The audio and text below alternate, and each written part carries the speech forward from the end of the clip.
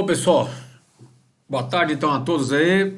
Meu nome é Antônio Celso Ribeiro Brasiliano. Vamos estar começando e implementando para poder estar fazendo hoje o seminário sobre Cyber Security Risk pós-Covid, aplicação do framework para avaliar a maturidade da empresa. Nós vamos dividir esse webinar aqui em duas partes. Hoje, anotem aí quem puder assistir, e na quarta-feira, porque eu vou dar hoje o conceito, a teoria, e depois vou dar a prática junto com vocês. Porque agora a gente vai ter que dar aqui um conceito diferenciado do Cyber Security Risk, que é um produto que nós estamos fazendo em conjunto com a Stefanini, que é o nosso parceiro. E vai mudar um pouco a lógica aí do Cyber Security, ok?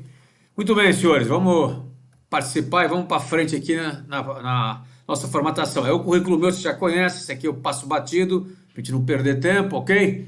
E aqui entra um ponto importante agora, pessoal, vou perder um tempinho para explicar isso aqui para vocês. Nós fizemos uma parceria estratégica entre a Brasiliana Interrisk e a Stefanini Rafael, em relação a quê? Em relação a cyber, na verdade, cyber security. E nós colocamos agora o Cyber Security Risk, que é a parte de baixo aqui do pentágono, onde você poder estar fazendo a sua implementação, fazendo a sua operacionalização dos sistemas. A primeira coisa que você faz é uma análise e gestão de riscos, tá certo? Não é só a maturidade, hein? Porque a maturidade você faz às vezes fazendo um voo cego. Eu vou explicar por quê. Você faz um voo cego se fizer somente a maturidade, tá certo? Embora venha nos Estados Unidos, da NIST e etc., mas você faz um voo cego se você não fizer uma análise de risco. Por isso que nós temos aí as ISOs da vida, o COSO, tá certo? Tese de defesa. Então, para a gente poder casar essa implementação. Então, com essa parceria que nós fizemos, nós entramos com a parte de risco junto com o Interrisk, com a inteligência e risco junto com a questão da inteligência da tecnologia, e a Stefanini complementa, né, abraçando a gente, abraçando a solução, com o quê? Com todo o ferramental de primeira linha necessário. O SOC, a inteligência de ameaças, desenvolvimento seguro aí de sistemas e avaliação aí da maturidade de infraestruturas e aplicações, que entra o Pen Test, que é o teste de invasão, tá certo? Então esses quatro, né, produtos que a Stefanini possui, as quatro áreas, digamos assim, que ela possui, ela tem que ser suportada pela área de gestão de riscos. Essa é a ideia, esse é o conceito. Pois bem, vamos lá. Nós estamos vivendo hoje a pandemia, a Covid-19. A pandemia, nós estamos numa fase aqui no Brasil, tá certo? Pós-pandêmica. O que é pós-pandêmica? Erroneamente, porque nós não chegamos no pico ainda, mas já está havendo a flexibilização. O que é isso daqui? Começou a abrir a economia, começaram, na verdade, a soltar, né, o pessoal para a rua, para ir trabalhar, tá certo? Então, e isso é um ponto crítico. Por que crítico, na verdade? Porque você não está com as medidas todas tomadas e é uma temeridade realizar esse tipo de estratégia, tá certo? Vou dizer por que aqui no caminho. Então, antes de qualquer coisa, mesmo a área de Cyber Security, nós temos que entender o contexto aonde nós estamos inseridos. Então, isso é primordial. Então, eu vou ter que falar um pouquinho da pandemia, tá certo? Pandemia mundial e pandemia Brasil, e depois a gente entra no Cyber Security em si. Vou dar um panorama antes da pandemia do que vem a ser a questão do cyber, se ele já era um problema mundial, e agora com a pandemia ficou um pouco mais crítico do que era, tá certo? Então vamos lá, a pandemia ela afetou o mundo de maneira exponencial, certo? Quer dizer, o mundo está hiperconectado e obviamente hiperconectado, a interconectividade entre sistemas, internet das coisas, inteligência artificial, tá certo? Fez com que a pandemia também acabasse se alastrando a questão do hacker, né, e a fuga das informações. Mas a pandemia pegou o mundo inteiro de calça na mão. Agora, quando pegou o mundo inteiro de calça na mão, foi uma questão de, talvez, não de que seja, vou colocar aqui, do cisne negro, uma questão de displicência, na verdade, de desconsiderar que esse tipo de risco, esse tipo de cenário que nós estamos vivendo, pudesse vir a acontecer. E isso, senhores, acontece com a autogestão. Então, isso é um ponto fundamental para vocês estarem enxergando, tá certo? Então, a tecnologia, né, a quarta revolução industrial, na realidade, ela deu um salto qualitativo. Por que ela deu um salto qualitativo? Porque ela veio para poder mudar a forma da gente enxergar o mundo e a forma de a gente poder trabalhar. Então veio com a inteligência artificial, a internet das coisas, até a terceira revolução, tudo aquilo que você fazia era para você aumentar a sua produtividade. Quarta revolução não, ela veio para você mudar o modo de viver, o modo de você pensar. Então nós temos que pensar fora da caixa. Isso é, na verdade, um quesito necessário, é um quesito primordial quem quiser sobreviver a ela. Então aí está aí a quarta revolução, tá certo? Então a quarta revolução veio em cima disso e com isso veio, na verdade, de maneira muito clara, a questão dos ataques ou do ataque cibernético. Então o ataque cibernético, ele veio, na verdade, caminhando de uma maneira super, hiper, né, forte, tá certo? Deixou, não tem dúvida disso, né, os produtos muito mais vulneráveis, muito mais frágeis por causa da conectividade. Então tudo é touch hoje em dia. E sendo touch, você não pode controlar tudo ao mesmo tempo. Então complicou a vida. Então a questão da interconectividade, ou seja, eu do meu celular, eu controlo o computador, controlo, né, a minha casa, a iluminação, eu acesso, na verdade, tá certo? O cofre meu, se eu quiser, abro a luz, abro o fogão, tudo, a casa toda informatizada. Se o cara entrar pelo celular, ele domina a casa inteira, tá certo? A mesma coisa vale para uma rede de uma empresa. Se eu tiver no computador todo o meu controle, meu notebook aqui, tá certo? Meu laptop, tá certo?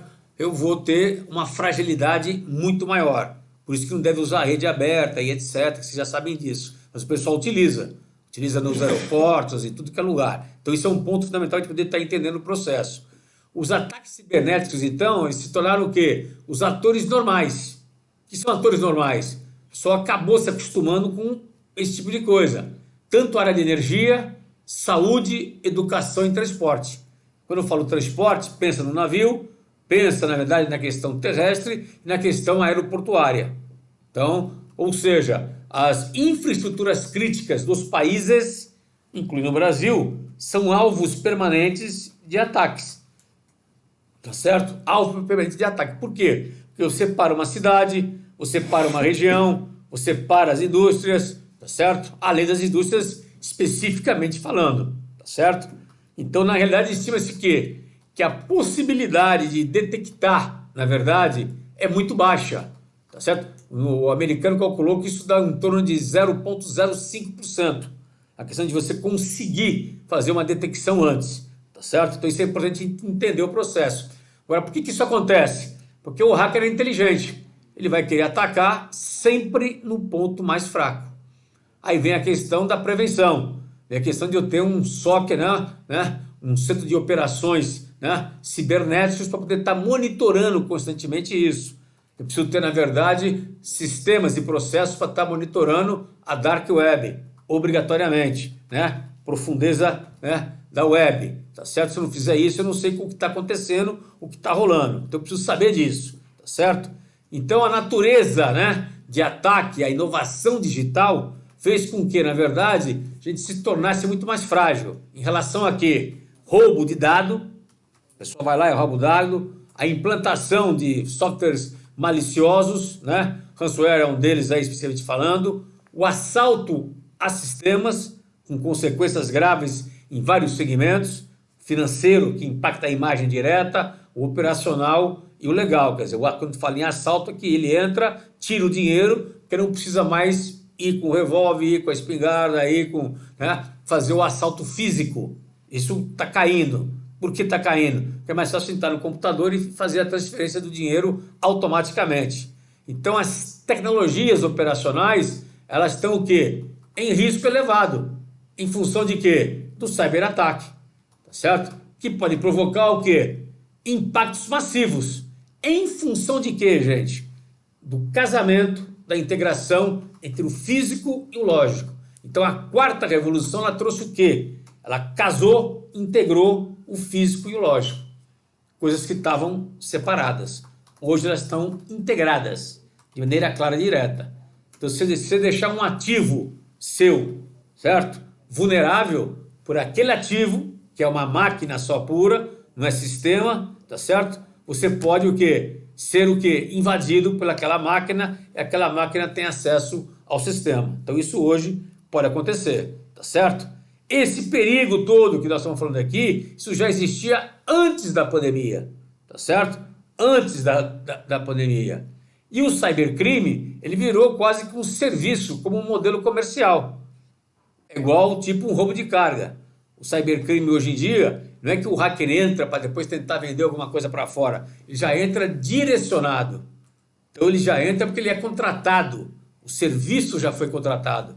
Então mudou completamente a formatação. Sofisticou-se mais. Profissionalizou-se muito mais. Tá certo? E o pessoal vai buscar isso daqui, vai buscar esse ferramental aonde? Na Dark Web, obrigatoriamente. Aonde uma pessoa sem muito conhecimento, lá tem manuais. Como é que a pessoa acessa, como é que o pessoal pega o cartão fraudado, trabalha com cartão fraudado. Então, no submundo, o pessoal vende serviço para treinar os mais novos, para poder estar praticando os ataques. Isso existe.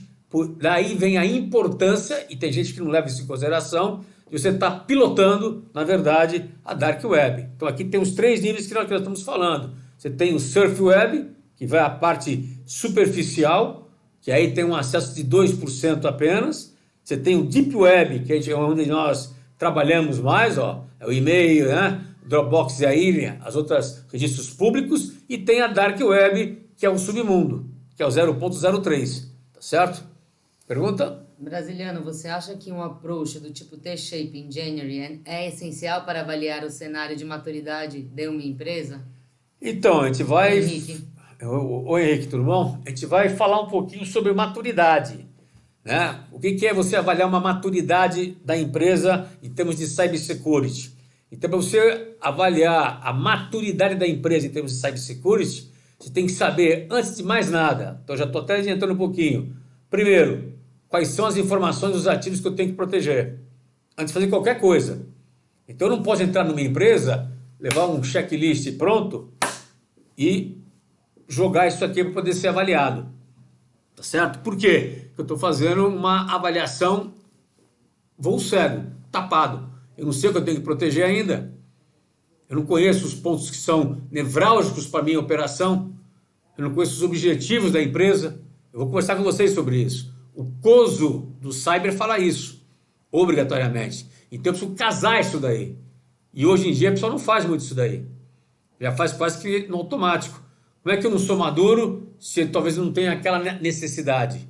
E aí muita ferramenta que é empregada hoje em dia, tá certo? Você está dando um tiro de canhão para matar um passarinho, às vezes. Ou você tem que matar um elefante e está com uma espingadinha de pegar um pardal.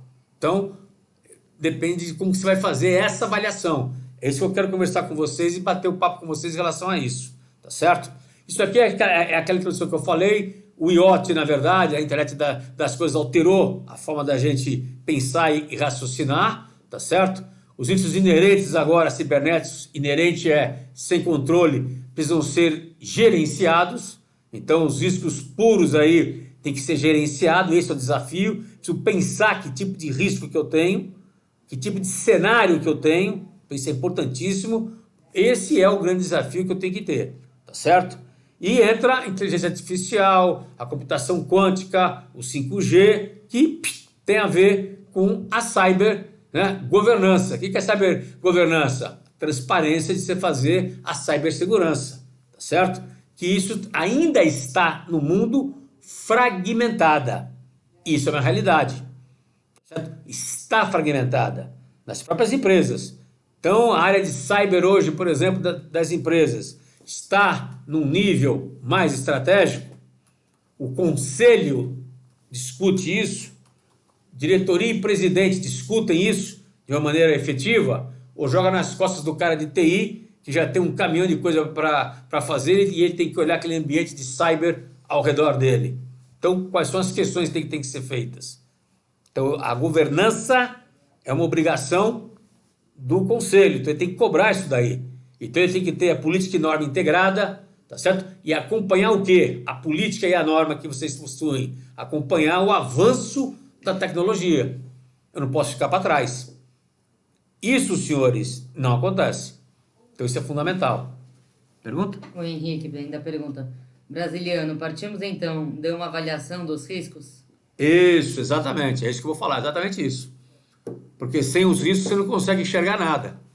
Desde que você tenha a visão clara de qual ativo você vai ter que proteger. A gente vai ter que bater nesse ponto crucial. Então a cibergovernança hoje, do senhor que falou isso, vocês leram o relatório do Global Risk Report deste ano, ele fala nisso. Que a segurança hoje, na verdade, ela está deficitária em função, tá certo? A governança está deficitária hoje, né, em função dessa fragmentação. E, consequentemente, a governança vai atingir, obviamente, o cybersecurity. Tudo bem? O Brasil, nosso Brasil, é um alvo falso. Ele é o alvo número 1 hoje e a principal fonte de ataques da América Latina. Então, não tem como a gente falar. Por quê? Porque não é porque não tem gente boa, não é porque não tem tecnologia. A gente não tem sensibilização. Certo? 54% dos ataques cibernéticos relatados aqui no Brasil, tá certo? São originários de hacker brasileiro, ou seja, de nós mesmos. Isso é, entre aspas, incomum, porque realmente o ataque vem de fora, geralmente. Então nós estamos casando hoje, estamos brigando hoje com a Índia, Coreia do Norte e Vietnã, quando a gente é atacado. Então o Brasil é hoje, dos grandes alvos fáceis para poder ser aqui atacado. E existe uma comunidade, senhores, embora a gente não dê muita bola para isso, né, bem desenvolvida de hacker brasileiro, com cursos de implementação, tá certo? De softwares maliciosos que são vendidos abertamente, vocês sabem disso, na internet, na dark web e na deep web. Abertamente. Então, isso é uma coisa que está clara, porque falta estrutura para a gente poder estar fazendo o combate efetivo, tá certo? Isso acontece por causa de 4 fatores importantes, 3 fatores importantes, 3. Primeiro fator, rápida evolução da tecnologia. Então, às vezes a empresa não acompanha e o hacker acompanha. Ele acompanha. Então, nós temos que estar na frente do hacker. Então, nós, da área de cyber security, nós temos que estar o tempo inteiro acompanhando. E a gente não faz esse tipo de coisa. Então, isso é fundamental a gente andar rápido. Segundo, número crescente de novos usuários, tá certo? E os usuários não estão sensibilizados para isso, não foram treinados para isso. Exemplo claro disso qual foi? Quando o pessoal saiu dos escritórios e foram para home office.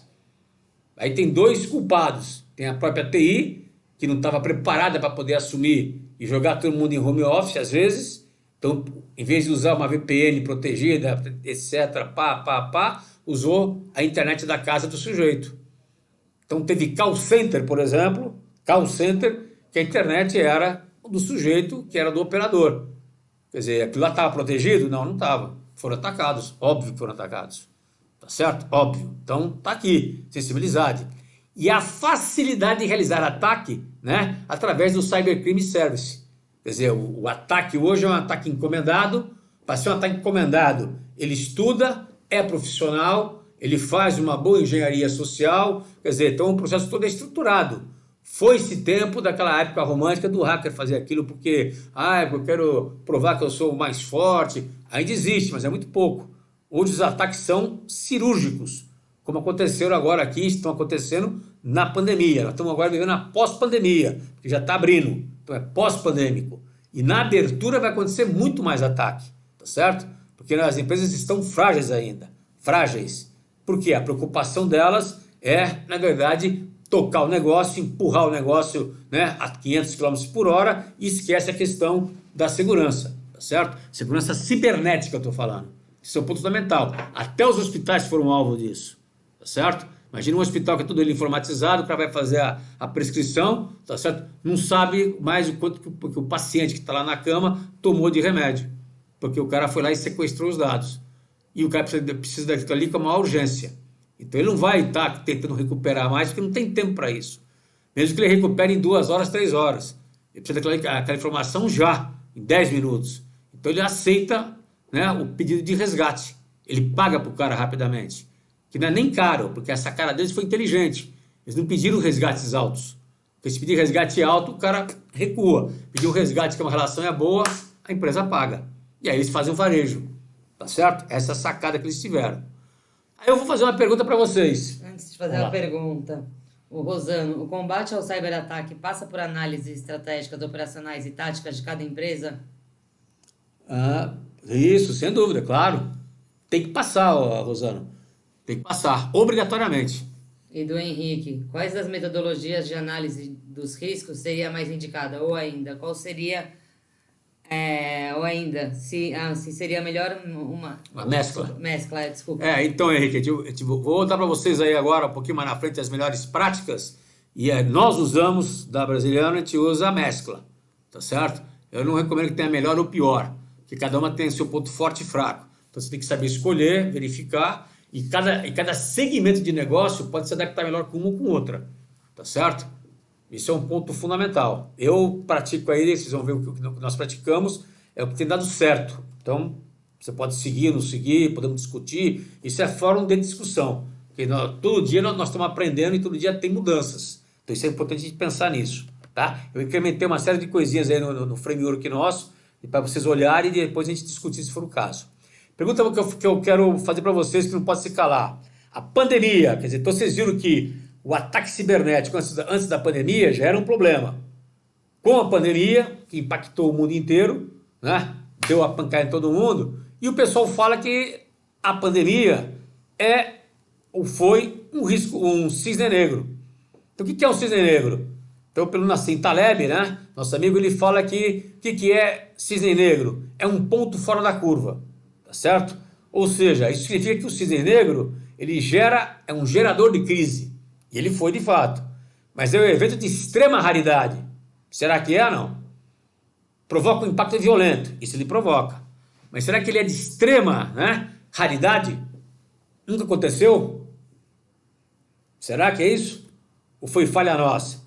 Então tá aqui. Para ser pandemia também, nós temos 3 aí características, tá certo? Para a gente poder estar entendendo o processo de maneira clara e direta, tá certo? Então, primeira característica, a questão da gravidade não é determinante, ou seja, o quão grave é a doença. Então isso não quer dizer que seja pandêmico ou não, porque esse grave pode estar contido num único país, numa única cidade, tá certo? Então é diferente. O que tem que caracterizar a pandemia? Primeiro, a taxa de contágio, como é do Covid, tá certo? Então eu tenho aí de 5 para 1, de 6 para 1, de 8 para 1, de 9 para 1 já teve, quer dizer, então a velocidade de transmissão é estupidamente grande, tá certo? E a proliferação geográfica. Ele sai fora da cidade, do estado, do país e pega o mundo. Então ele pega os 5 continentes, foi o que aconteceu com o Covid. O mundo inteiro tem o Covid. Pode ter um caso, mas tem o Covid, tá certo? E aí vem, na verdade, o que nós tivemos aí já de pandemia. Então começou lá atrás, 541 depois de Cristo, a peste chamada peste de Justiniano, que era a peste bubônica, a peste negra também, que era com as pulgas. Começou lá do Egito e foi até a capital do Império Bizantino. Depois, em 1343 a 1353, 20 anos, nós tivemos aí a peste bubônica, chamada peste negra, Idade Média, mais ou menos, né? E que foi aí com formas intermitentes, várias curvas cíclicas, né? Com distâncias maiores, mas chegou a matar de 75 a 200 milhões de pessoas foram vitimadas, tá certo? Tivemos a peste russa, que foi a primeira pandemia com gripe, tá certo? Que se espalhou pelos 5 continentes em 1580. Depois tivemos a mais forte, foi a gripe espanhola, né? Que foi ao término da Primeira Guerra Mundial, que chegou a matar de 20 a 50 milhões de pessoas. No Brasil, foram 35 mil brasileiros que morreram e quase dizimou a população indígena. E na época faleceu o presidente da República, tá certo? 58 e 68, tivemos 2 surtos de gripe, que é respiratório, 2 surtos grandes. 2006 para 2009, nós tivemos a gripe suína, tá certo? Que foi evitada a gripe suína, quer dizer, a pandemia da gripe suína, porque em 2006 e 2009 tivemos a gripe suína como pandemia. Mas na década de 70 ela foi contida. Passou 2006, ela não foi contida, se espalhou pelo mundo inteiro, tá certo? Então isso é um ponto importante. Agora eu pergunto para vocês, e agora em 2009, final de 2009 para 2010, estamos tendo aí a pandemia e o coronavírus. Coloquei aí um extrato, né? Pergunto a vocês, a pandemia, né, Covid-19, é na verdade um cisne negro, não? Sim ou não? Não é, né, senhores? Não era para ser. E aqui está a prova, ó. Isso aqui é o do Globo Risk Report desse ano, que saiu em janeiro desse ano. Então, o que está aqui com a bolinha, na verdade, né, coberta aí, o roxinho, tá certo? Diz que, tá certo? O ataque cibernético vai continuar, então está no quadrante de possibilidade alta, na verdade, impacto grande. E a doença infecciosa, que é a pandemia que está aqui, ó, ele está numa posição nem baixa. Ele está com uma posição que média-baixa e impacto massivo. Impacto massivo é para cá, é na vertical, aqueles inverteram. Então o impacto era massivo e a chance de acontecer uma pandemia era média-baixa, tá certo? E fala-se no relatório que se viesse a ter uma pandemia com uma chance média-baixa acontecer, o mundo inteiro seria impactado porque o mundo inteiro não estava preparado os seus sistemas de saúde, o que foi uma realidade. Tanto é que o primeiro mundo, a Europa, os Estados Unidos, foram pegos de surpresa e não se prepararam. Não se prepararam. O único país que enfrentou com dignidade isso daí foi a Alemanha. Foi só a Alemanha. O restante, todos eles vacilaram. Todos. Suécia, Bélgica, todos eles. Até que a Bélgica é o número 1, por exemplo, em números relativos de morte. Não é nem o Brasil. O Brasil é o 6º. Tá certo? Fala-se muito, né? Mas em números absurdos podemos até ser, número absoluto, mas número relativo, se comparar com a população que nós temos, a Bélgica passa a ser a primeira. Tá certo? É bom a gente frisar bem. E está colocado aqui a interconectividade, ó. Você tem o cyber aqui como ponto quase importante, que ele influencia o restante, e a doença infecciosa no cantinho aqui, tá certo? Porque ela é o quê? Ela é motriz, tá certo? Mas ela tem uma motricidade muito forte. Por quê? Porque ela impacta todos os segmentos. Todos os segmentos. Tá certo? E reforça a questão do cyberataque. Porque enfraquece a empresa. A empresa vai ter que fazer ações, assumir riscos, por exemplo, para poder estar caminhando. Então isso é um ponto fundamental. Tá certo? Então isso daqui, senhores, foi negligenciado. A palavra certa é essa. Negligenciado por quem? Pelas autoridades, tá certo? Autoridades, inclusive a própria OMS pisou na bola, porque foi declarar a pandemia muito tarde, mas os governos estaduais do Brasil, o governo federal já continua negando, negligenciou. Nós tivemos carnaval no Brasil, fevereiro, já estávamos em estado pandêmico, e tivemos carnaval? Por quê? Pergunto eu a vocês. Agora estamos pagando um pato aí com isso? Não era para não ter tido carnaval? Não era para ter parado o carnaval? Era, né? Era. Não tem a menor dúvida com isso. E nós tivemos normal o carnaval, como se nada tivesse acontecido. Quer dizer, nesse quesito, o interesse econômico falou mais alto e agora estamos gastando 10 vezes mais. Com certeza. Então, o dinheiro que claramente ganhamos aí no carnaval, o governo ganhou, as empresas que participaram ganharam, perdeu-se tudo pós o carnaval, a questão pandêmica. Então a gente não usou a relação custo-benefício. Faltou análise de risco. Faltou, na verdade, a diretoria, o conselho, o governo raciocinar e pensar um pouco mais na frente. Então tá aqui, ó. Eu coloco isso e bato duro assim mesmo, tá? Faltou antecipação nossa, então nós erramos nisso. Quando eu falo erramos, a área de risco errou nisso tremendamente, tá certo? Faltou percepção e faltou monitoramento dos sinais fortes. Pô, se estava aconteceu na China em dezembro, e em janeiro. Nós estamos em fevereiro, já estava chegando na Europa, tá certo? A Europa já estava bombardeada com isso. E no Brasil não fez nada, esperou chegar. Todo mundo, hein? Aí eu falo mundo empresarial e falo mundo público. O governo estadual, federal, municipal, ninguém fez nada. Ninguém fez nada. E eu falo por quê? Nós fomos correr atrás de respiradouro quando a bomba estourou. Como sempre. Aí pagamos 10 vezes mais, foi comprar na China, não tinha, máscara não tivemos. Nós vendemos máscara para a Itália, em plena pandemia. Pô, que negócio é esse? Porra, piada, né? Piada. Quer dizer, não sabia que ia ter pandemia, não sabia que ia precisar da máscara. Como é que o governo deixou uma empresa fazer o contrato sabendo que ia precisar daquilo ali? Nessa hora, com poder de lei, com física, bicho. Tem jeito. Não tem conversa, não tem papo. Entenderam? Então, é isso aqui. Muito bem. Olhando o mapa mental aí com vocês aqui agora. Então, nós temos o Covid-19. Não sei se já chegou aí, porque às vezes tem um delayzinho. Mas temos aí o Covid-19.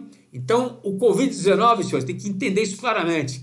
Ele é, na verdade, o risco motriz, a força motriz que impulsiona daqui para frente todos os riscos que nós temos hoje. É o que mais impulsiona. Ele impulsiona dois riscos estratégicos violentos. O risco econômico, obviamente, então ele bate na veia na questão da economia nossa, bateu na veia na economia, já pipoca para quê? Para o lado político. Criou-se a crise política em função disso. Então tem a questão do presidente da República e do Bolsonaro falar, não, ó, vamos fazer isolamento, não vamos, é vertical, não é cloroquina, não é. É a questão política em função de quê? Ele sabia que se fizesse o isolamento rígido, forte, a economia ia entrar mais em depressão, ia salvar mais vidas. Mas ele queria que a economia tocasse para não parar o país inteiro, que a pancada é grande. Mas não tem jeito. Aí é a escolha de Sofia. Ou faz uma coisa ou faz outra. E tem um ponto importante, né, senhores? Claro, se não tiver pessoas, você não tem economia. Não tem, não adianta. Então é uma fase complicada, é uma fase difícil, mas nós temos que passar por isso. Não tem jeito. E o Covid-19, né, ele, junto com o risco econômico e o risco político, surgem outros riscos integrados. Coloquei aqui alguns só. Coloquei cadeia de suprimento, o modelo de negócio, a forma como o consumidor agora, após, né, o isolamento dele, ele está repensando. Inclusive nós aqui, ó. A gente fez aqui, eu estou fazendo um webinar por semana praticamente. Tá certo? Nosso curso agora está sendo online, direto, não mais presencial. Nos acostumamos com isso. Né? E o curso que eu fiz agora do MBS tem 56 alunos matriculados, para vocês terem uma ideia. Por que isso daí? Se no presencial não dava isso daí, dava 20, 21, 18 alunos, tá certo? Então, por quê? Porque o pessoal resolveu partir para isso, para poder fazer e se implementar, mas ficou muito mais fácil, barateia o custo, né? E proporcionou mais ataques cibernéticos. Então, a pandemia, senhor, abriu um caminho para o ataque cibernético. Mas por que, brasileiro? Por razões óbvias. Então, ele abriu alvos mais fáceis de serem atacados. O aeroporto deixou de ser alvo porque ele parou de rodar. De 15 mil voos que nós tínhamos aí por dia, ficou com 1.000. Então, ficou com merreca para eles. Tá certo? Então, vai atacar o quê? Os pontos chamados críticos. Atacou hospital, atacou clínica, tá certo? As empresas, atacou o home office, que estava vulnerável. Então, o ataque cibernético foi para lá. Ele foi para lá, tá certo? Agora, para eu fazer o pós-pandêmico, vocês da área cibernética, eu tenho que saber fazer o que vai acontecer. O que vai acontecer, então, com o Brasil? Onde é que nós estamos navegando? Nós estamos, senhores, o Brasil, ainda no olho do furacão. O que é o olho do furacão? Nós estamos subindo a curva para chegar no ápice. Nós não estamos no ápice ainda. E por que nós não estamos no ápice ainda? Porque a nossa velocidade é lenta. Isso não tem a ver com contágio, hein? Tem a ver com a velocidade de você chegar com o número de infectados que deveria estar sendo contabilizado. Então é diferente de você estar com uma taxa alta de contágio, tá certo? Então aqui, na verdade, nós estamos com uma velocidade mais lenta. Mas a depressão nossa é profunda. Por que profunda? Porque para esse ano aqui está previsto você chegar a -8, -10 hoje do PIB. -10. Quer dizer, o que é -10? Depressão, velho. A economia parou. 2020 fomos pro saco. Né? Tem os mais agressivos aí que falam que vamos chegar a -11. Tá certo? Não tem jeito. Em 2021, -8. A gente vai começar a respirar. As contas do Brasil vão entrar no azul. Já fizeram uma previsão aí também. Em 2033. Só para vocês saberem qual é a previsão nossa. Então, a pancada, a gente vai ter uma andada boa aí no deserto muito grande. Temos que ter muita resiliência, na verdade. Então, essa é a primeira visão nossa. E isso é uma oportunidade para nós, por quê? Porque o cyberataque vai acontecer agora aqui. As empresas vão estar depauperadas, as empresas não vão ter muito dinheiro para poder estar investindo, vai ter que segurar para ter um fluxo de caixa, e os caras vão se aproveitar. Não tenha dúvida disso. Tá certo? Não tenha dúvida disso. Então, por isso que a área, né, as empresas não poderão deixar de investir em cyber. Obrigatoriamente, que é a sobrevivência deles. Principalmente por quê, senhores? Porque o modo do consumidor mudou. Eu estou comprando muito mais e-commerce. Não tem jeito. Eu, consumidor. Então, o banco meu tem que se proteger muito mais. A loja que eu vou comprar tem que se proteger muito mais. A Amazon, que está entregando, tá certo? Tem que se proteger muito mais. A loja que faz o serviço de entrega tem que se proteger muito mais. Senão, vai embora. Tudo bem? Isso é importantíssimo. Então, não pode deixar de investir. Tá certo? E nós criamos 4 cenários quando começou a pandemia. Hoje nós estamos com 2, nosso ponto de vista. Então, o pandêmico, né, agora o pós-pandêmico, a gente ter aí a barrigada, é ter ciclos, né, de pandemia, em função de quê? A parte de cima é a pandemia, a parte de baixo é a economia. Então, a parte de cima é ter ciclos, por quê? Porque, na verdade, a flexibilização entrou numa fase ruim. Então, você subiu, desceu, mas vai subir de novo porque ela foi colocada em posição errada, tá certo? Fizemos antes, como aconteceu, por exemplo, agora em Curitiba, aconteceu agora em Porto Alegre. Eles abriram, ficaram 10 dias abertos, fecharam automaticamente, recuaram. E deve acontecer em São Paulo a mesma coisa. Por quê? Tinha pessoal no barzinho, tinha pessoal que, né, conversando, foram para o shopping, foram para o mercado, onde não tinha que fazer isso aí ainda. Então as ruas ficaram cheias, igual São Paulo aqui na 25 de março. Lotado, né? Lotado de gente. Não dá. E aqui embaixo, isso aqui é um L torto, ó. O que é um L torto? Então eu afundo um pouco, muito na nossa economia e ando um tempão por baixo, ó. Tá certo? Tempão por baixo, quer dizer, então a economia poder ganhar força para recuperar vai demorar um tempinho. Esse é um cenário. E o quarto cenário, que é o cenário que eu aposto, é chamado caos prolongado. Por que caos prolongado? Porque você tem a curva pandêmica que a gente sobe devagarzinho, anda no platô devagar também e cai bem devagarzinho também. Da mesma forma que nós subimos devagar, a gente cai devagar, ou seja, isso aqui vai se estender então até março do ano que vem. A não ser que tenha a vacina antes. E a curva econômica é essa daqui, ó. Então a gente vai para o buraco grande e vai se recuperando aos poucos também. Então aquele negócio de fazer em V, igual o Guedes fala, o Paulo Guedes fala, você cai e sobe rápido, impossível de fazer, senhores. Não tem matemática que faça subir em V. Não tem. A não ser que o governo desse dinheiro, jogasse dinheiro de helicóptero para todo mundo. Que não vai fazer. Macron falou isso, da França falou isso. Que eles tinham que fazer isso na França, jogar dinheiro de helicóptero. Só que o Brasil não vai fazer isso aí. Certo? Principalmente que a crise pandêmica foi mal gerida. Muito mal gerida. Esse foi um dos problemas nossos crassos. Então o cenário que nós temos, cenários é visão da brasiliano, tá? Não é visão do governo nosso, é visão da brasiliano. Então, no nosso ponto de vista, a gente está apostando que vem o caos prolongado, que é isso daqui, ó. Então a gente vai ralar muito mais ainda pela frente. E vocês têm que estar de olho nisso, sabe por quê? Ao saber que vai ralar dessa maneira aqui, significa que a empresa vai estar numa situação ainda de fluxo de caixa apertado, obrigatoriamente, mas tem que brigar para que vocês, da área de cyber, tenham investimento suficiente para poder garantir o quê? A continuidade da empresa. Senão vocês vão sofrer ataque, vai sofrer sequestro de dados, etc. Não tem como vocês evitarem. Tudo bem? Então vai ser uma festa aqui dentro. Então não pode deixar de investir nisso. Infelizmente não vai poder deixar de investir. Pode deixar de investir em outras coisas, mas em cyber jamais. Tudo bem? Essa é a visão nossa. Hoje, Brasil, interessante aqui, isso aqui é a curva nossa teria que ser a curva de subida. Você vê que a média a velocidade nossa caiu, ó. E está caindo, a velocidade, não é a quantidade, velocidade. Então eu estou andando, em vez de andar a 30 km por hora, eu estou andando a 10, mas estou andando e não vou parar. Então a minha subida é devagar, mas é contínua, estou subindo. E o número de infectados está acompanhando. Então eu estava com 10, fiquei com 20, fiquei com 100, fiquei hoje com 900 mil. A nossa velocidade é 9,54. Velocidade. Tudo bem, senhores? É diferente.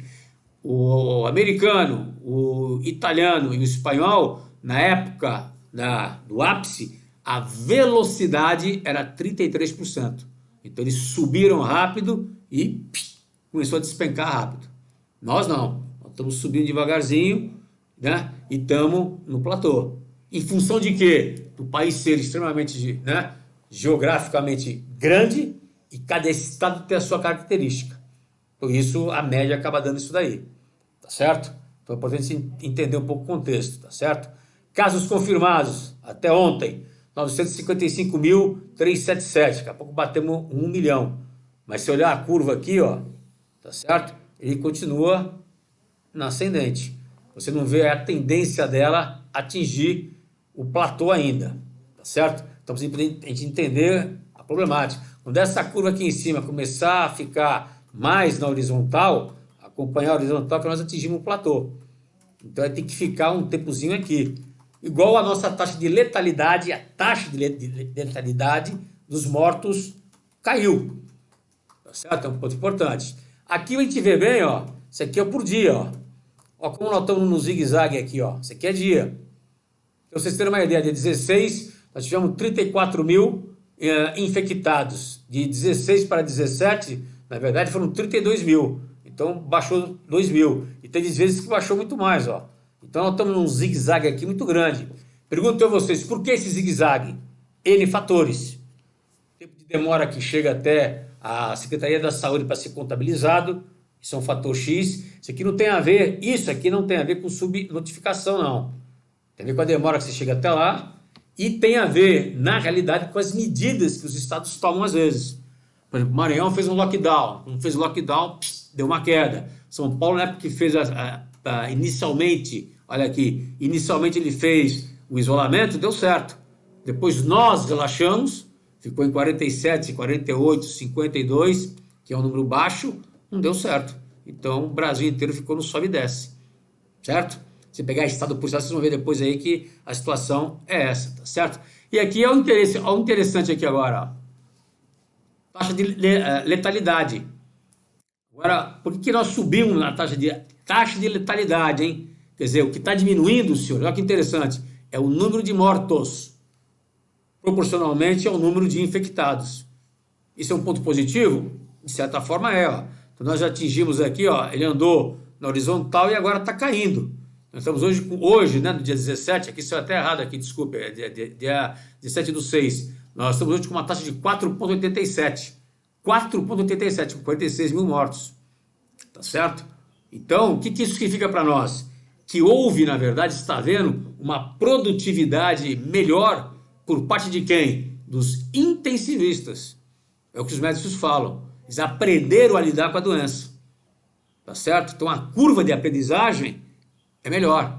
Intuba na hora certa, deixa o cara entubado no tempo certo, aplica o remédio na hora certa, o tipo de remédio, que no início não sabia, ninguém sabia. E hoje tem muita incerteza em cima disso. Então dizem que é em função disso. Isso é teoria, tá, gente? Mas é isso daqui. O ideal é que a taxa de letalidade caísse e a taxa de infectado caísse também, tá certo? Mas está subindo infectado, estão sendo tratados os infectados, tá certo? E a morte está caindo. Isso é um ponto positivo para nós. O Henrique fez uma pergunta sobre o software, se ele pode ser adquirido por pessoa física, se existe treinamento. Tem. Vou pegar, depois a gente entra em contato com ele, tá? E a Estela perguntou se isso pode ser por questões dos testes. Não, por função dos testes não. O teste é importante em função de quê? Você fazer isolamento, Estela. Então, aí você faz um isolamento inteligente. Hoje a gente faz um isolamento burro que tem que ser feito, porque é a única arma que nós temos. Quando você faz muito teste, então eu faço o teste hoje com a população aqui do bairro de Pinheiros, vai saber que X%, que o brasileiro está infectado, mas, não tá, mas eu sou assintomático. Então eu tenho que ficar isolado. Agora, se eu não sei, eu estou passando para quem? Para meio mundo que está aqui em casa. Tá certo? Então esse é o problema do Brasil. O Brasil fez pouquíssimos testes. E aí eu ponho agora um certo peso para quem? Para as empresas. as empresas estão voltando a trabalhar, as empresas têm que bancar esses testes, obrigatoriamente, do meu ponto de vista. Então, construção civil, empresas que têm serviços essenciais, tem que bancar, senhores, não tem jeito, tem que bancar. Porque o cara está em atividade, ida e volta, só que pega muito coletivo, tem que bancar. E tem que fazer um teste de 14 em 14 dias. Né? Se fizer parceria com as empresas aí, o teste vai sair R$ 90. É melhor você fazer um teste e pagar essa grana do que a pessoa se infectar e separar a sua empresa, a média empresa, por exemplo, né? Que está num único andar, o andar inteiro tem que ser parado por causa disso.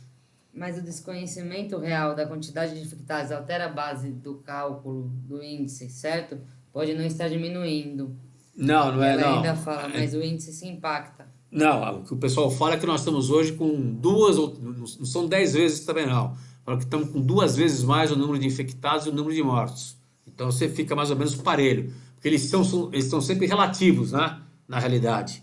Quer dizer, teoricamente você não pode ter, se tiver muito mais mortos do que o número de infectados, é que nós estamos tratando muito mal, na verdade, os nossos doentes, que é o que acontece no Brasil. Por que alguns estados do Brasil, você pega São Paulo, por exemplo, a taxa de mortalidade é uma taxa alta, porque tem muita gente morrendo em função do número de quê? Do número da população. Mas nós estamos com leitos livres. Você vai para o Amazonas, não tem. Você vai para o Acre, não tem. Tá certo? Você vai para Tocantins, não tem. Tá certo? Mesmo com um número pequeno de infectados. Mas quem é infectado lá não consegue o respirador, morre. Aí faltou o quê? Faltou o xadrez do governo federal. Embora nós somos uma federação, tinha que ter tido uma liderança para sentar na mesa, num comitê de crise e fazer o xadrez. Tem que fazer o xadrez. Tá certo? É inadmissível você ter leitos sobrando aqui, em São Paulo, leitos sobrando em São Paulo e leito faltando lá no Amazonas. O pessoal morrendo porque não tem leito, não tem UTI, não tem respirador. Então é isso que eu tô, essa foi a questão que o Brasil não soube gerenciar, tá certo? E a subnotificação é que você não tem o número certo, aí pessoas podem morrer um pouquinho mais de forma clara. Mas também não tem aquele papo, o cara inventou a máscara, com Covid em tudo. Isso aí é história para boi dormir, senhores. É claro que pode ter acontecido e acontece, o cara que está lá no plantão, lá até o talo de gente vai poder estar recebendo, o cara não vai olhar com detalhe, não. Não olha com detalhe. Todo mundo que entra lá, o cara tem uma gripezinha que se morreu, o cara põe Covid aí, acabou. Isso acontece. Mas isso, senhores, se for tirar, vai dar 000 ponto picas. Desculpe. Não mais do que isso. Então vai dizer que isso aí altera, teve fraude. Não tem, não, velho. Não tem. Somos o Brasil. O americano tá tendo muito mais do que nós, pô. Que negócio é esse? De infectado? Pô, só a gente fazer conta. Igual da China. Você acredita que a China teve só aquilo ali de infectado? Não teve, né? É que eles não divulgam, mas não teve, né? Impossível ter tido só aquilo. Impossível. Ponto. Somente no início da doença. Tem como. Não tem como. Então, tá aí. E aqui tem um ponto importante, ó. Esse mapinha aqui é legal para vocês. Isso aqui saiu do núcleo da PUC do Rio de pesquisa. É a velocidade ou a taxa de transmissão. E pelas regras do mundo, melhores práticas do mundo, o OMS é uma delas, você tem que flexibilizar apenas quando você chega a 1. De 1 para 1. Aí você pode flexibilizar. Se você for olhar os estados aqui brasileiros, o único que poderia flexibilizar, por incrível que pareça, é o Ceará. Então o Ceará é um caso nítido de infraestrutura. A velocidade de transmissão lá, quer dizer, a velocidade de contágio é de 1,8 para 1,8, ou seja, uma pessoa passa para uma pessoa praticamente. São Paulo, estamos com 1,55. Pega Mato Grosso, 3,81. Pega o Acre, 3,17. Tá certo? Você pega Tocantins, 2. Então aí por aí vai, ó. Então esses estados que estão aqui, ó, Rio Grande do Norte, 4,88. 5 para 1. Então uma pessoa passa para 5 automaticamente. 10 pessoas passam para 50. 100 pessoas passam para 500. E aí vai progressivamente. Tudo bem para vocês? Entenderam o contexto? Por que isso é importante? Mas o que tem a ver com cyber, por exemplo? Tudo. Porque isso quer dizer o seguinte, se eu flexibilizar agora como eu estou flexibilizando, Qual a tendência minha? A minha empresa vai ser capaz de entrar na empresa e ter que voltar. Ter que voltar para ter estrutura. Estrutura onde? No home office. Eu tenho estrutura no home office? Eu preparei uma estrutura no home office? Então, vamos pensar nisso. E aqui é uma matriz, essa matriz é uma matriz que no eixo vertical aqui é a incidência por 100 mil habitantes, tá certo? E no eixo horizontal são os leitos de UTI ocupados. Então aí você tem a criticidade dos estados. Olha que só Mato Grosso do Sul aqui, ó, ele está no verdinho. Que tem uma incidência baixa ainda, tá certo? E a ocupação mínima de UTI lá está abaixo de 20%. Você pega São Paulo, ele está aqui, ó, ele estava aqui antes no laranja, ele pulou para cá, o estado de São Paulo. O estado de São Paulo está, na verdade, com 71,9%, o estado de São Paulo. Então está aqui. O Paraná, que estava aqui embaixo, na verdade, ele estava no verde, então ele pulou para a direita aqui, na verdade, tá certo? Pulou para a direita e subiu um aqui. Então ele foi aqui para amarelo, ó. Por quê? Porque teve a flexibilização. Você pega o Rio Grande do Sul aqui, ele estava no verdinho, ó. Caminhou para cá, que mais gente foi infectada, continua o mesmo índice, aqui continua o mesmo índice do pessoal que estava infectado, ó, mas o pessoal foi internado mais, tá certo? No Paraná foram 70% mais de pessoas internadas, tá certo? Então tá aqui, ó. Então tinha um índice baixo de pessoal nas UTIs ocupadas, pulou para cá. Então nós estamos numa situação crítica. Você pega Pernambuco, Roraima e Rio de Janeiro, isso aqui tem que fazer lockdown. Ainda lockdown aqui, ó. Lockdown. Fecha, tranca até baixar. Não tem jeito. E quem está no rosa aqui, que entra Ceará, Manaus, Rio Grande do Norte, tá certo? Amapá, Pará, Espírito Santo e São Paulo, é pré-lockdown. Então não poderíamos estar por esta matriz, que é feita pela OMS e pelo Ministério da Saúde e secretarias, que tem a norma já, caiu aqui, faz o quê? Já tem uma regrinha. Não poderia fazer flexibilidade. Aí eu pergunto a vocês, era para ter feito? Não, não era. Não era. Porque a gente foi indisciplinado por desorientação dos governos federais, alguns governos estaduais, né? Faz, não faz, põe, não põe, e o povo acabou fazendo. E é claro que a gente tem que ter um programa para o pessoal que é mais carente nas comunidades. Por quê? Eu não posso pedir isolamento numa pessoa que mora num cômodo que tem 10 pessoas. Isso é estupidez, né? Eu posso fazer que sou classe média. Fica aqui no meu apartamento, fica no meu quarto, aí tudo bem. Agora o cara que tem 10 pessoas no mesmo cômodo, vai fazer isolamento aonde? O cara chegou na rua, ele vai lavar a mão? Vai trocar de roupa? Pegou o transporte na ida e na volta, lavou a mão? Trocou de roupa? Não. Então, velho. Porque houve uma inversão no Brasil agora. Nós começamos com a classe alta, que trouxe da Europa. E agora está na classe baixa. Até que o SUS está ocupado. Tá certo? O SUS é que está ocupado agora. Você vê em São Paulo aqui, for no Einstein, for no Sírio-Libanês, não está ocupado, as UTIs não estão ocupadas para o Covid. Até que a prefeitura está comprando, né, está pagando UTI de particular. Entenderam o contexto, senhores? Então, basicamente era isso, tá certo? Pergunta? Temos duas aqui. Do Richards. De que maneira, após pandemia, irá ajudar os grandes players de fraude transacionais de cartão de crédito, Google e iFood, Mercado Pago, para estancar as fraudes? Estancar as fraudes. Estancar vai ser difícil, vai ter que diminuir, né? E vai ter que investir muito mais em tecnologia, não tem jeito.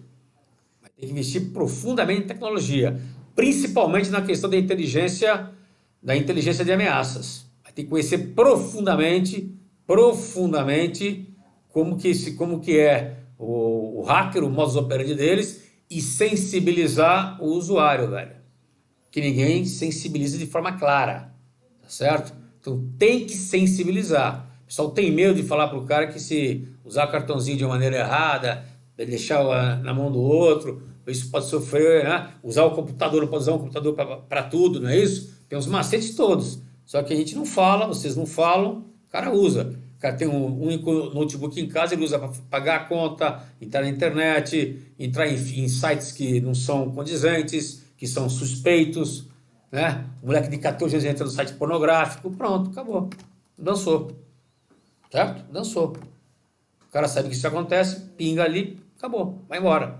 Então o investimento tem que ser, né? Tem que ser desse lado.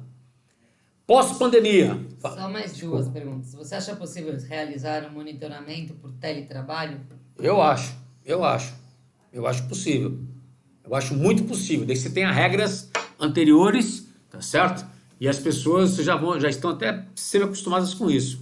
Eu tenho uma empresa nossa na área de energia, que ele colocou todo o call center dele, ele pagando a internet, ele colocou a infraestrutura todinha na casa das pessoas, e ele fazia o telemonitoramento, colocava o CTV em cima da mesa, colocava onde estava aí, né, a questão da internet, conversava com a pessoa todo santo dia.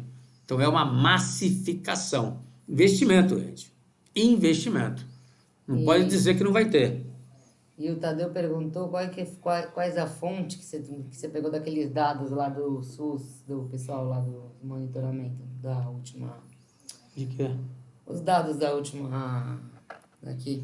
Isso daí? Isso aqui a gente pega todo santo dia, a gente pegava antes do Ministério da Saúde, e hoje nós estamos pegando do Conselho das Secretarias de Saúde, que tem, na verdade, o CONAS, que tem um site deles que é atualizado diariamente.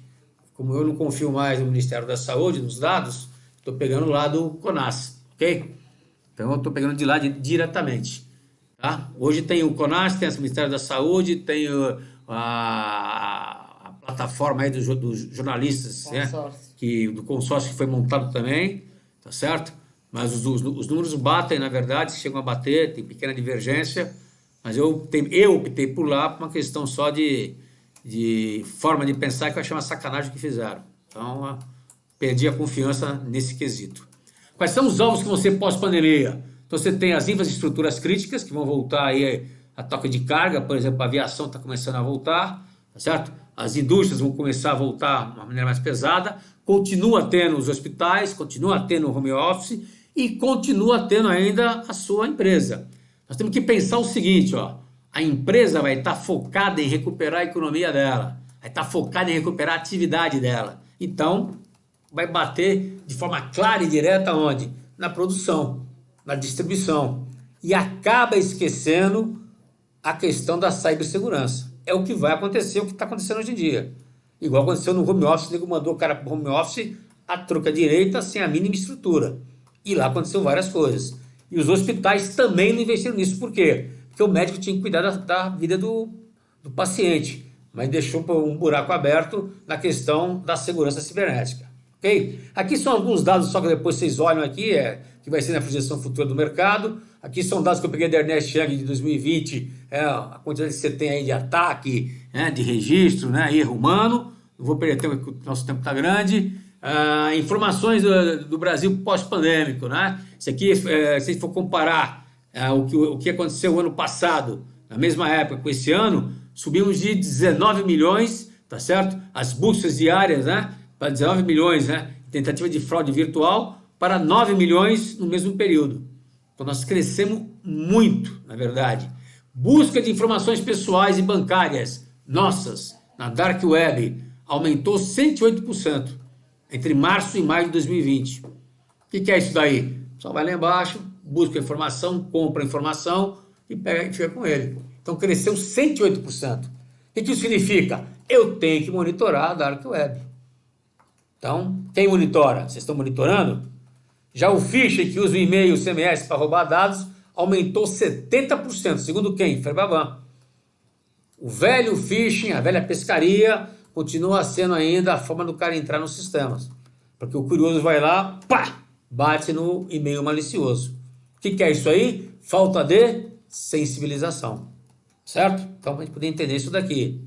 Boa parte das informações, né? Usam palavras-chave com o quê? Covid-19 e auxílio.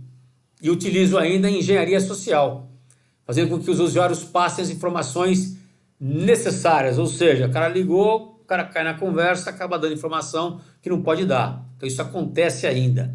Ou seja, eles sabem, na verdade, transpor as barreiras de segurança.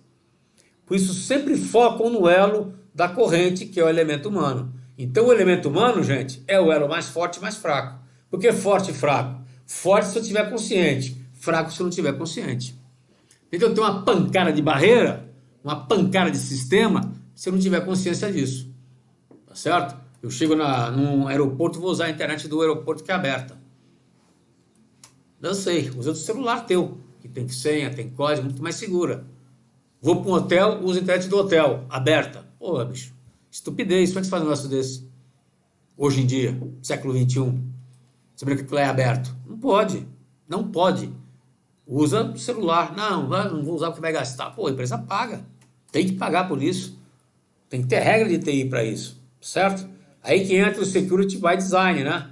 Tá certo? O Cyber Security by Design, você fazer, né, o projeto desde o início. Então isso é um ponto fundamental. Aí são alguns outros dados aí que são informações mais valiosas para os criminosos, a informação de cliente, financeira, plano estratégico. Vocês olham isso daqui, senão a gente não chega onde a gente quer chegar. O orçamento total cibernético aumentou 25% para esse ano, 15%. Você vê que aumenta pouco, ó. Aumenta pouco. Permaneceu o mesmo, 40%, ó. Certo? Então, vocês estão vendo que o poder de convencimento de vocês tem que ser grande. E tem que chegar em cima. Tem que bater no conselho. Se vocês não levarem essa discussão para o conselho, senhores, a gente fica a pé. Tá certo? Então, isso é um ponto fundamental. De novo, aquele nosso desenhozinho, por quê? Porque agora eu vou entrar nas melhores práticas, para vocês entender quais são os frameworks que tem. Uma pergunta? A Estela. As empresas não se prepararam para o home office. Com a piora dos cenários, como em Curitiba, provavelmente ficaram em home office por muito mais tempo do que o desejado. Sendo o ser humano um fator de risco bastante vulnerável e o que impacta massivamente na materialização do risco cibernético, como agora a distância, estruturar a cultura de segurança que deveria fazer parte da força de trabalho, mas nem sempre é assim. É isso mesmo, nem sempre é assim, mas temos que forçar. Cabe a vocês da área de risco total, auditoria baseada em risco e área de cibersegurança, fazer um intensivo, na verdade, auditar e bater pesado em cima disso. Isso tem que ser feito, senão vocês vão enxugar gelo. Vai enxugar gelo, não tem jeito. Porque todas as normas falam nisso, né? Se pegar, por exemplo, né, a norma a ISO, que é a ISO da cibernética, digamos assim, ele especifica bem o que é o espaço cibernético, ó. Então, o espaço cibernético, ele não é da parte de TI só, e nem pode ser. Então, não é de TI, porque eu estou casando rede, internet, aplicativo e a segurança cibernética por trás aqui, ó, que é tudo, a segurança da informação. Então, eu estou linkando isso daqui, a cibernética une isso daqui, e eu tenho a proteção da infraestrutura crítica, ó, que une a rede e une a internet. Então, eu não posso ter a pessoa de TI, que já segura um pepino muito grande com a infraestrutura que ela tem que ter, com a questão cibernética. Não tem jeito. Por quê? Porque ele faz isso daqui, ó. O nível de fragilidade, a relação de segurança é essa. Eu tenho risco, tenho os fatores de risco ou as não conformidades aqui, eu tenho os controles que podem ser frágeis, eu tenho os agentes da ameaça, que são, na verdade, os hackers, ó, que vão olhar que tipo de ameaça que ele pode trazer para poder atacar a vulnerabilidade, e tem as partes interessadas. E aqui eu tenho os ativos, ó, que vão ser atacados. Então esse diagrama que está na 27032, ele é importante por causa disso. Ele te dá essa visão holística. Então é isso que nós temos que entender. Então, ponto primordial, para te voltar aqui, se eu não souber qual ativo eu tenho que proteger, qual ativo eu tenho que colocar a segurança cibernética ao redor dele, qual é a joia da coroa, digamos assim, adianta eu fazer a maturidade sem enxergar isso daqui? Não. Adianta eu fazer a maturidade sem enxergar os riscos primeiro também? Não. Porque a maturidade que faz o checklist, eles são fatores de risco. Fatores de risco. Certo? São fatores de risco. Então, se eu não souber quais são os riscos e por que ele existe, eu não sei qual vai ser a minha maturidade, gente. Então, a gente parte de um processo contrário. Está errado. Completamente errado, do meu ponto de vista. E muita empresa faz o teste de maturidade sem saber quais são os ativos a proteger. Quando eu falo ativo é informação, você já sabe, né? É informação ou o próprio equipamento, etc. Qualquer tipo de ativo. Então eu tenho que saber quais são os ativos que eu tenho. 2, eu preciso saber se o ativo que eu tenho, de informação, de equipamento, é atrativo para o hacker. Por que de repente a educação passou ativo, passou a ser ativo, o hospital passou a ser ativo? Porque o cara depende daquilo para poder girar. Então, acabou. Por que um posto de gasolina tem um ativo que sem aquilo ele não consegue girar, nem mexe a bomba? Porque sem o ERP ele não mexe.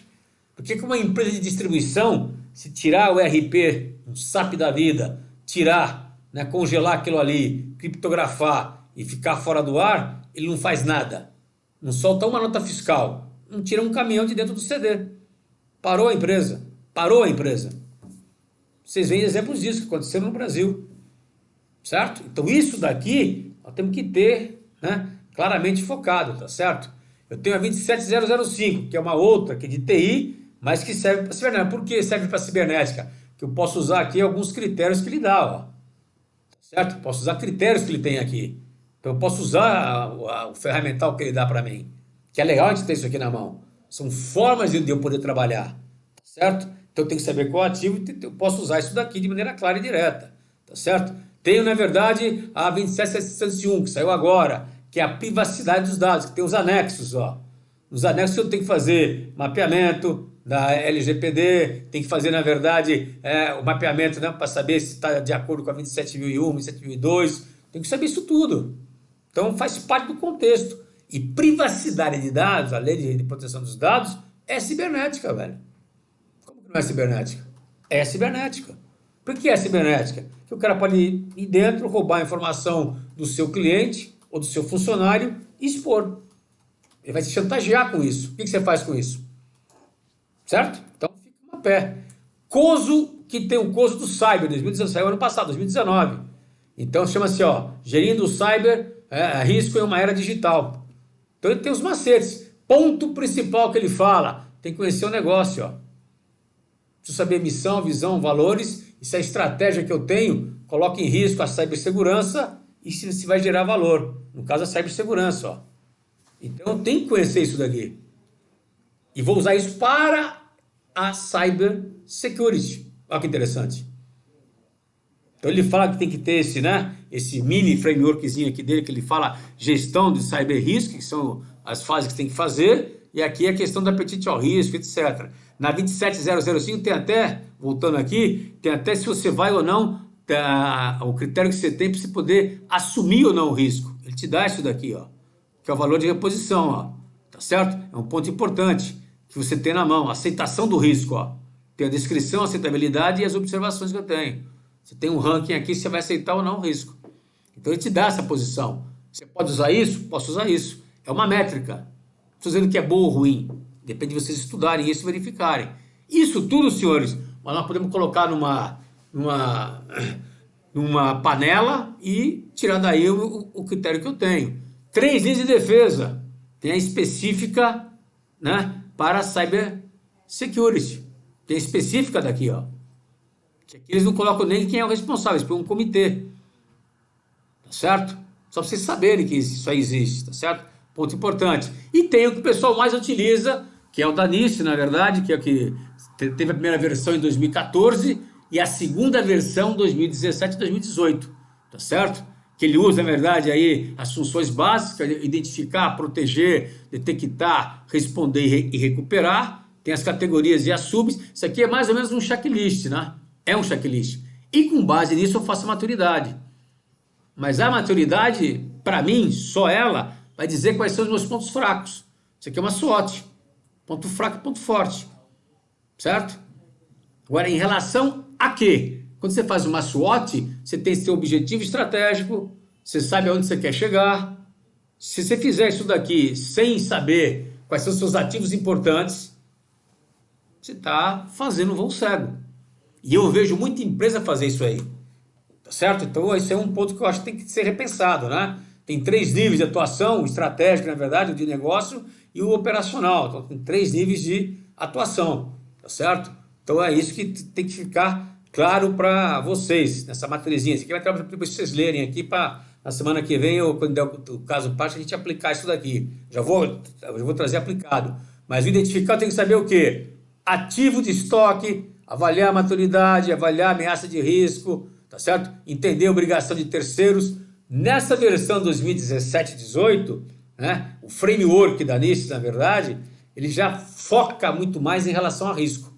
Ele fala que tudo tem que ser gestão baseada em risco, especificamente falando. Então ele bate muito na gestão de risco, ó. Jornada para abraçar totalmente o gerenciamento de risco cibernético da empresa. Então ele bate na gestão de risco. Eu tenho que fazer análise de risco. Eu tenho que fazer gestão de risco. Se eu não fizer, eu fico a pé. Tudo bem? Eu falo que tem que fazer, inclusive, suprimento cibernético. Se tiver que fazer a compra, eu tenho que fazer a análise da compra cibernética. Olha que interessante, tá certo? E aí sai o checklist que tem que sair nos níveis que eu tenho que estar olhando. Eu, brasileiro, particularmente, não gosto muito de fazer apenas a mensuração numérica do checklist, tá certo? A gente trabalha de uma outra maneira. Então a gente trabalha com esse framework aqui, só para vocês terem uma noção, né? O tempo nosso já estourou um pouquinho, mas só vou avançar mais um pouco, porque a gente vai fazer o case no dia 29. Então é 29, 16 horas, tá certo?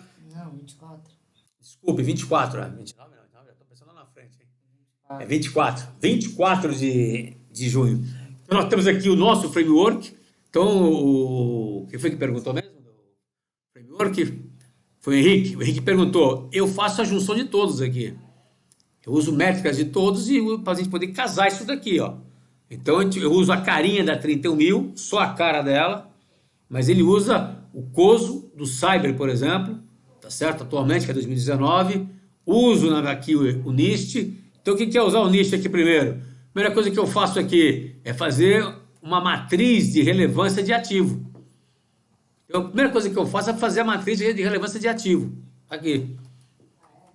Matriz de relevância de ativo. Eu divido em estratégico, tático, operacional ou ativo e vejo o impacto que vai me dar caso venha a ter qualquer tipo de problema em relação a quê? Em relação a ele penetrar, sequestrar, etc. Eu penso no pior cenário. Eu tenho que saber dos ativos que eu tenho, quais são os mais importantes. E tenho que saber se a minha empresa possui ativo que é crível de quê? De eu sofrer um ataque. Eu tenho que saber isso aqui. Então, eu tenho que traçar cenários depois no futuro. Mas preciso saber os ativos principais, se esses ativos são ou não, né, atrativos para o ter ataque. Às vezes eu não tenho um ativo atrativo. Então, parto daqui como premissa número 1. Premissa número 2, eu faço o quê? Faço diagrama de causa e efeito com os riscos levantados. Nesse diagrama de causa e efeito aqui, esse diagrama aqui, ó, é a minha maturidade. Por que é a minha maturidade esse diagrama? Porque eu vou colocar aqui as informações que vêm do relatório do NIST, com exceção da recuperação. A recuperação é impacto, tá certo? Ele influencia no impacto da recuperação. Até a resposta é preventivo, ó. Então, os fatores de risco que estão aqui têm que ser as mesmas fragilidades que eu identifiquei na maturidade. Aí faz sentido. Então, isso aqui vem direto. Tudo bem? Se eu ponho aqui que eu posso ter um risco de intrusão, um risco, por exemplo, de destruição de backup, é porque eu tenho brecha. Vou ter brecha. Quais são as brechas que eu tenho? Eu tenho que casar com a questão da maturidade que está fraca ali, que são os pontos fracos, não que está fraca a maturidade, os pontos fracos que eu tenho. Senão, se você não tem nexo, você não cria nexo. Você é imaturo por quê? Se o diretor perguntar, por que você é imaturo? Ah, porque o checklist falou? Porque eu não tenho defesa, mas defesa contra o quê? Contra qual risco? Essa pergunta eu já ouvi, tá? De conselho, inclusive. E o rapaz lá que gerenciava lá, sabe, ficou no kikikocó e não soube responder. Então nós temos que saber responder. Por que eu sou imaturo, então? Em relação a quê? Relação a quê? Isso vale, se eu for voltar aqui e dar para vocês um caso mais simples, por exemplo, segurança empresarial, uma coisa que eu quisesse colocar num site fabril, colocar equipamento de primeira monta. E eu tenho que fazer uma relação com os benefícios. Compensa eu fazer? Compensa eu colocar um sistema de última linha, se o nível de agressividade é baixo? É a mesma coisa. Mesmíssima coisa, senhores. Então, um checklist só não serve, meu ponto de vista. E às vezes a empresa compra o checklist. Vou fazer um pen test, que é super importante o pen test. Agora, o que vale para o pen test? Fiz um teste de intrusão. Ah, eu posso estar no sistema. Muito bem. Entrar no sistema, quais são os riscos que eu tenho? As fragilidades que foram identificadas compõem quais riscos? Já preenche direto o diagrama. Aí fica legal. Aí o pen test fica legal. Aí você dá substância para o pen test. E não só citar a vulnerabilidade. Tá certo? Porque às vezes ele não vai ser atacado daquela magnitude.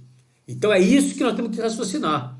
Meu ponto de vista, né? Minha sugestão. Da mesma maneira, eu tenho que saber desses né, dessas fragilidades que foram colocadas, que eu levantei, tá certo? Qual é a métrica que eu vou usar para torná-las relevantes? Então eu preciso ter métrica para tornar as fragilidades, na verdade, né, do NIST relevante ou não. Preciso ter métrica para isso, peso para isso. Ou usa a matriz SWOT, só que a gente já usa já há algum tempo. Mas eu preciso ter, de alguma maneira. Apareceu mais vezes? Não apareceu? Tem um peso maior? Eu não ter política? Quer dizer, naquele item lá, eu não ter feito uma avaliação de risco? Então é isso que eu tenho que casar. Senão, gente, fica desconexo. Fica não ter nexo nenhum. É quando você vai apresentar isso aqui lá para a autogestão, o cara não aceita. O cara critica. Então tem que ser automático isso daí. Faço um pentest e já venho com isso aqui pronto. Faço, na verdade, antes de entrar, faço uma avaliação de risco casada com a da maturidade e entrego, na verdade, o que ele tem de ponto forte e fraco, o que isso gera para ele. Tá certo? E aí sim vem a solução. Tá certo? Tem os sistemas cibernéticos para poder me proteger. Ou mitigar, na verdade. E que estratégia que eu vou usar? Tá certo? Posso ser até mais resiliente, por exemplo. Deixo ter uma primeira invasão até um certo ponto, tá certo? Depois dali eu não passo, mas eu deixo ter e depois recuo. Recuo e depois ataco. Pode ter vários tipos de estratégia.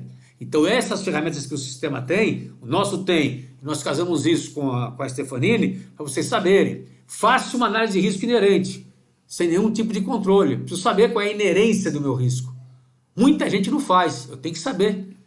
Se não tiver sistema nenhum, controle nenhum, qual a porrada que eu posso levar? Então eu tenho que saber isso daqui. Eu tenho que levar isso aqui para cima. Fazer uma relação custo-benefício. Eu vou saber a inerência, vou colocar a inerência de risco numa matriz de risco, seja ela qual for, para depois fazer o quê? O residual. E no residual eu vou ver os controles que eu tenho e sistemas que eu tenho. Se vai baixar ou não vai baixar. Se baixa ou não baixa. Se é eficaz ou não é eficaz. Senão eu ponho um sistema lá que ele não consegue o quê? Eliminar a fragilidade que o NIST me levantou. Que o teste de maturidade me levantou. Ele fica soltinho lá. Fica sozinho. E aquele que fica sozinho é mais motriz. Olha eu aqui, olha eu aqui, olha eu aqui. E não acontece nada. E o hacker bate nisso, hein? O hacker vai em cima disso. E mais um pulinho do gato. Vejo a matriz, tá certo? E depois eu faço o quê? Vou construir cenários. Cenários com o quê? Eu dou o nome dos cenários aqui. Aqui eu brinquei. Chamei de sequestrador, mercenário, sabotador, brincalhão, etc. O brincalhão aqui, ó, ele vai pichar o site só. Isso não é grave para mim. Ah, vai manchar minha imagem. Tudo bem, mas a minha empresa não para. Meu business não para. Agora, isso aqui tem a ver com o quê, especificamente falando? Os cenários. Eu vou juntar os riscos.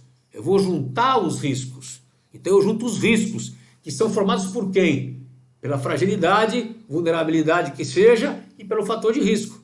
Eu tenho que saber o quê? O perfil do hacker. A minha empresa está mais adaptada por qual perfil de hacker?